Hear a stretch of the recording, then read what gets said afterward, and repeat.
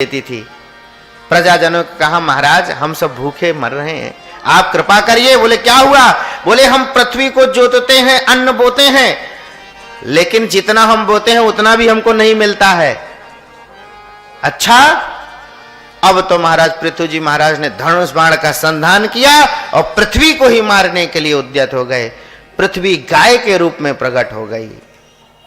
पृथ्वी जी महाराज ने कहा, वसुदेव त्वाम वधिष्यामि, मैं तुम्हारा वध कर दूंगा। बोले महाराज क्यों मार रहे हैं हमको, मैं तो आपकी शरण में हूं।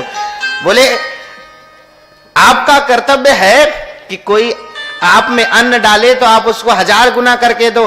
बोले महाराज वो तो ठीक है, लेकिन जब कोई मेरे ऊपर अत्याचार करता है तो मैं कैसे उसको अन्न प्रदान कर दूं?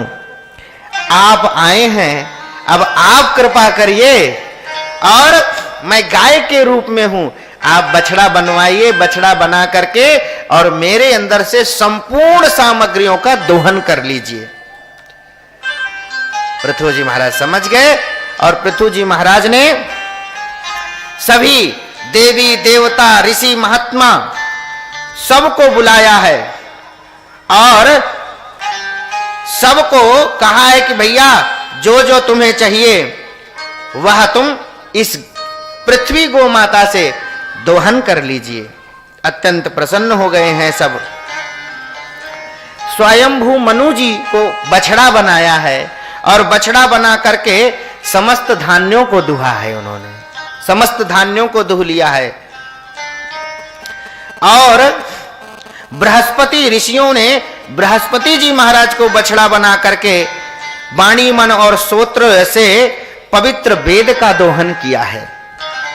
इंद्र को बछड़ा, देवताओं ने इंद्र को बछड़ा बना करके सुवर्ण पात्र में अमृत का दोहन किया है। दैत्यों ने, दानवों ने प्रहलाद जी महाराज को बछड़ा बना करके लोहे के पात्र में आसव आदि का, मदिरा आदि का दोहन किया है। गंधर्वों ने विश्वावसु को बछड़ा बना करके कमल रूप पात्र में संगीत का और माधुर्य का दोहन किया है।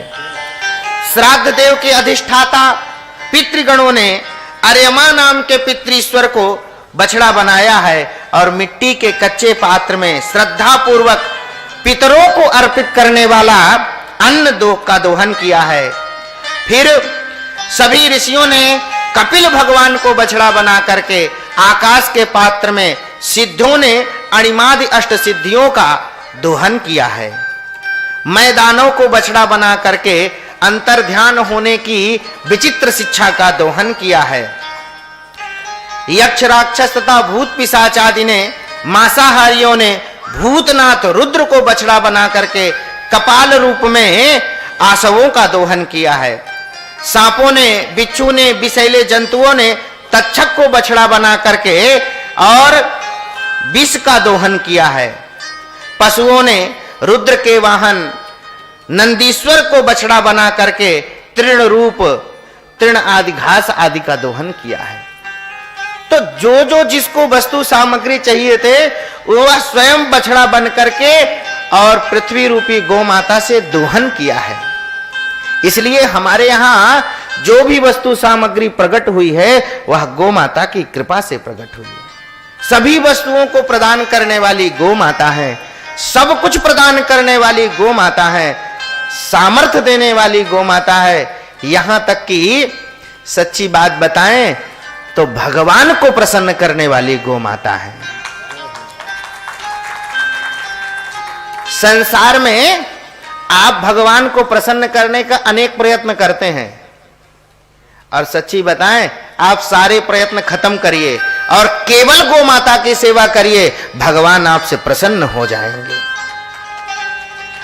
अन्य साधनों में आपको बहुत सारी मेहनत करनी पड़ेगी।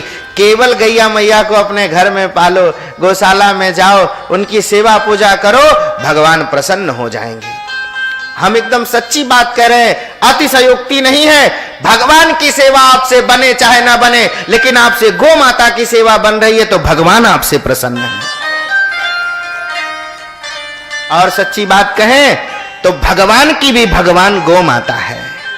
हम तो भगवान की सेवा करते हैं, हमारे इष्ट हैं, लेकिन कोई भगवान से पूछे आपके इष्ट कौन है, आप किसकी पूजा करते हैं, तो हमारे गोपाल ही इसीलिए बने हैं कि उन्होंने गौ माता की सेवा करी है, उन्होंने गाय को पाला है, गोचारण किया है, इसलिए वो गोपाल हैं। और गोपाल और गोविंद नाम केवल गौ माता का दिया हुआ है। अगर गौ माता की सेवा हमसे नहीं हो रही है तो गोपाल और गोविंद कहने का भी हमको अधिकार नहीं है। और एकदम सच्ची बात हम आपसे कह रहे हैं, माला फेरते फेरते आपका जीवन लग जाएगा, लेकिन भगवान का दर्शन होगा कि नहीं होगा कोई पता नहीं है। लेकिन आपसे गौ माता की सेवा बनी है तो इसी जन्म में इसी शरीर से अवश्य ही भगवत दर्शन होगा। गौ माता की सेवा सर्वश्रेष्ठ सेवा है। और सही बताएं, भागवत में जिन लक्षणों को कहा गया है संत का, मनुष्य शरीर में ऐसा मिलेगा कि नहीं मिलेगा, लेकिन गौ माता साक्षात संत हैं। सारे लक्षण गौ माता में दिख रहे हैं। इसलिए हमारे जीवन में अगर गौ माता की सेवा हो रही है तो समझ लीजिए भगवान हमसे प्रसन्न है। एक सच्ची बात थोड़ी सी कह दूं, विषयांतर तो हो रहा है, लेकिन रहे हो दीपक लगा रहे हो, भोग बना रहे हो, खिला रहे हो, इससे 1000 गुना, लाख गुना, करोड़ गुना भी भगवान को भोग लगाते रहो, फिर भी भगवान पाने वाले नहीं है।